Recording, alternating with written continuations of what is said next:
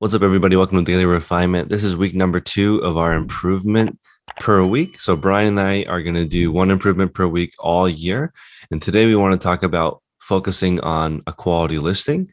And this is one of the most important parts of eBay. And it's easy to let the quality slide over time. So, you need to go back and check yourself. And so, we're going to check ourselves right at the beginning of the year. Brian, what is a quality listing for you, and what can you do to make that your improvement for this week? Well, I think to look big picture real quick, we talked about fixing old listings last week. And to fix a listing, you have to know what a quality listing is. So, as far as a quality listing, we have a big advantage because eBay produces a quality listing report where we can look at the things that they actually measure us against other resellers, the bottom 10%. And in our case, what we want to measure ourselves as the top 10%. And they rate different aspects of the listings. So I think that needs to be the metric that we use. That's such a good point. So a lot of times on our, in our group or on YouTube, people complain about not everyone wants to do it this way. So we only want, this channel is mainly for people who want to be in the top 10% of life, of your category and money. And if you want to be in the top 10%, then eBay will tell you what you need to improve: title, pictures. But the big one, as we had talked about before the call, was pricing. And that's not as easy to look up as it is to just develop over time. What do you think?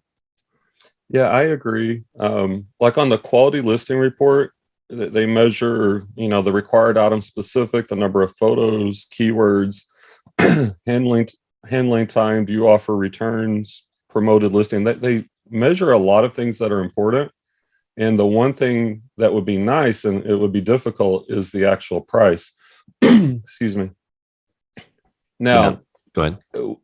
what I do, my workaround, well, first off, experience. The more you sell the same things, you're going to know. Like you sell, hundreds and hundreds of items a day, so you have that Rolodex. But for a beginning reseller or anyone that just wants to hone in the craft, like I'll have a tab open with of Terapeak, and I'll quickly put those keywords in to look at the average price, which is the main thing I'm looking at, and then maybe quickly look at the last 5 that have sold recently to get an idea of the market. So that if somehow that could be added to the quality listing report, I don't know how they do it. It'd be helpful. That's interesting with pricing because let's say you sell sneakers and you've sold a particular style before. Anyone who's sold sneakers knows that they come out with 100 colors of the same thing over time. If you are someone that sells at the Nike outlet and you go every single week, you'll run into the same items in a different color. So I'm going to give everybody a store to look up: Luxy VIP, Luxy VIP. This store, they go to the outlet. They're in Houston. So they go to the Simon outlet and they go to Coach and Michael Kors, just those 2 stores, sometimes Kate Spade. And they go through and they list all the items at the outlet. That's it. They only do one or 2 stores in the whole outlet. And they've become masters in this niche. And you could ask my friend, what is the price on this purse? And he'll tell you the different prices for different colors. The color makes a difference, but here's the thing that's the most important. Over time, you can guess. And that's really good enough, in my opinion. So I just listed a pair of jeans that I've never listed before. And the brand is 1822. So even without looking up the pair of jeans, I know that a certain cut of jeans, certain style, certain size will sell for so much. So the brand only makes so much difference unless it's really expensive. So whatever category you're in, you'll develop like a range of where you can list your item. And so I sold the pair of jeans for $24, $25. To me, that is good enough. If I don't want to spend more time to get 28. Even if I undersell it at 22, it's fine. That range will help you save time. And if you want to be in the top 10%, the main factor on the listing quality report is the size of your store. If you have a big store, and you do all the things right, you'll most likely be in the top 10%. Yeah, I agree. um, like like basically you're talking about pricing buckets Yep. and knowing styles and being able to quickly price something versus like I know before I joined the group, and number one, I was an everything seller, and I know you made a video on that. That takes a lot of time and it kind of caps you out. But by niching down, you can become an expert in a category and you save time with that pricing. Like I sell a lot of Levi's, a lot of Gap jeans, um, a lot of J. Crew, probably some similar brands that you sell, and it makes it easy to list those. Whatever your bucket is, 24.99, 29.99, 19.99, and that saves you time to allow you to get more listings up. Because as you said, ultimately, the bigger the store, the more you're going to sell, and that's the goal that we're looking for. So this entire year, I'm going to put in the work and look through all of my listings manually before launching them. So I do have a photographer and a drafter. So the same person takes photos and then makes the draft. And I recommend if you do this with the mentality of hiring the person for the entire year, that would be that's a super hack because if you want to hire someone for the entire year, this is essentially a quality employee. And it doesn't need to be an employee, it could be a contractor, but don't hire people for just the weekend or just the month because they won't become an expert either. So then you have a beginner working for you, and that you don't want a beginner working for you. So when you're looking for listing quality, you need an expert to make sure the right things go in the right places. And in the beginning, that has to be you. And when you have a big store, typically that gets outsourced. And that's why the sell through rate on big stores is so slow. I was just looking at Pharma Packs. They're the largest FBA seller, and they do $2 or $3 million a day on Wow. Amazon. It's massive, and they don't even make money. They lose money. But here's the point: on eBay, they have 57,000 items. They're a top 1,000 seller. They have 100 plus employees. They only do 3 times the volume as tech. So imagine if he had 100 more employees, how different his store would be. So it just kind of amazing how important the listing quality is, and people don't pay attention to it and skip over it. And even people who watch this video will be like, "How do I list more?" And they'll totally miss the point that you have to do a good job. And I think it's okay. Like this is stuff I don't normally want to share on YouTube, but seems like nobody listens and they keep asking questions that are not related to how to, like, this is the perfect question to ask. Here's one of my listings. Is it quality or not? Well, and and even with it within that, like we talked about it in big pictures, Mm-hmm. but like within the group, we break each of these down. Like the title structure is so important, Mm-hmm. and we've spent hours talking about that. Mm-hmm. Photographs forever was an ongoing discussion, We which we've spent kind of we spent 6 months talking about photos.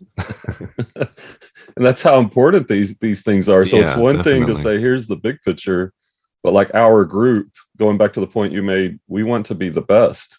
And with you and Tech as our guides, that's what we're focusing on. And we spend the time, like last night's book club call.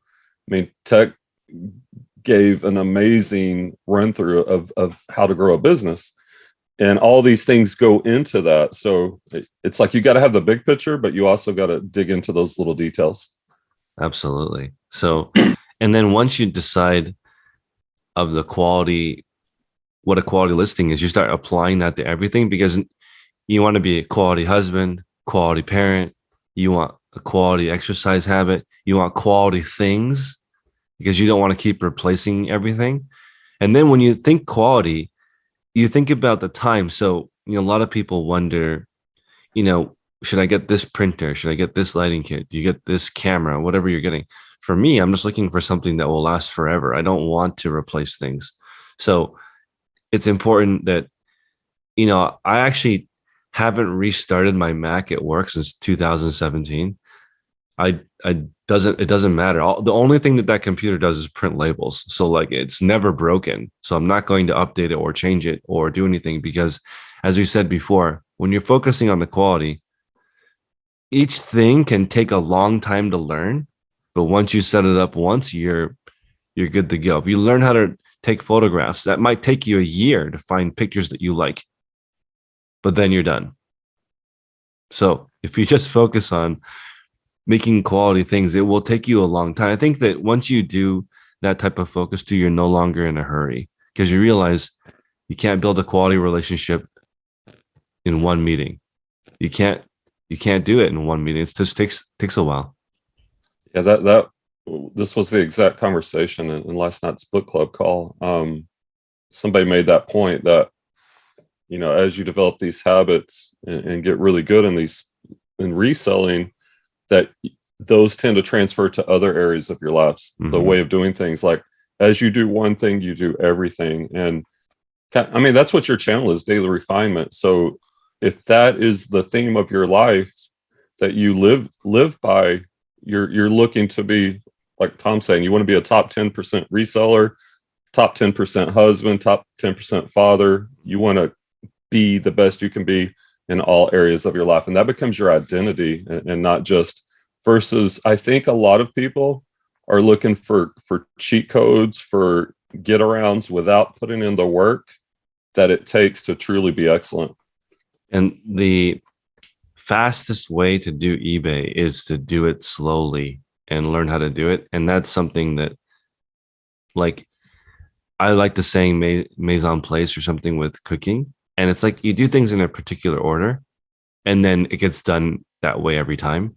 And so I was thinking with cooking, the difference between a 5-star restaurant and a 1-star restaurant, you have to have perfect process no matter what, or you will not survive as a restaurant, because if people go to your restaurant twice and it's different both times, they may not come back. So the difference between a 1-star and a 5-star is just ingredients. It's the same exact process. If you watch, there's so many Netflix specials on amazing restaurateurs, and they eat at street carts because they're like, this is the same thing as my restaurant, except for we use lobster and they use crayfish. It's the same thing.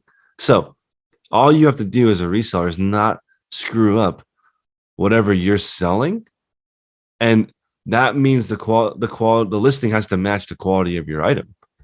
So I kind of scared people showing that there are people who list on eBay that have 100 pictures for their item, but when you're selling a multiple $1,000 item, that may warrant that type of quality.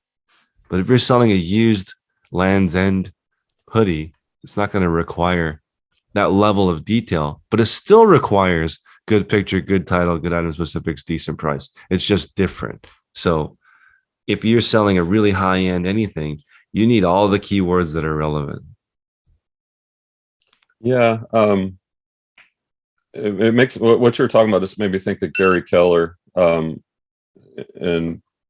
the one thing he talks about, that one of the stories is how he went and got an amazing haircut, and he was served coffee and the ambiance, everything was amazing. He went back, still got a really good haircut, but like they didn't offer him coffee that time. And then the third time, like it was different each time. And the point he was making is that customers crave the consistency. And like what you're saying, a 5-star or 1-star, McDonald's is not a 5-star restaurant, but they're consistent. And so looking at that within the context of our business, if we're consistent with the items that we sell and our all of our systems, our processes, then we become more efficient, and ultimately that's going to make us more money. This is my last thought on the quality report. When you go to McDonald's, I would say that you consistently get a C plus meal. It's all right. It doesn't fail. It does make you full. It's good enough. You may not feel good after. You may feel it in your waistline if you eat there regularly.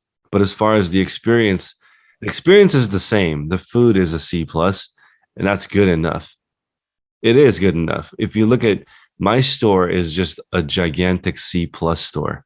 And that's, for me, that's fine because you can build a business off that. Trying to provide an A experience is tremendously difficult, and you need to charge a lot. If you're going to do a handwritten note, tissue paper around every item, custom box, you email them when you get the order, you email them after it's shipped, you email them after it's been delivered and ask them if they're doing well. That is really expensive. You're going to shoot for that kind of super duper 5-star Ritz-Carlton experience. You better make $100 a sale because that's not easy to provide that.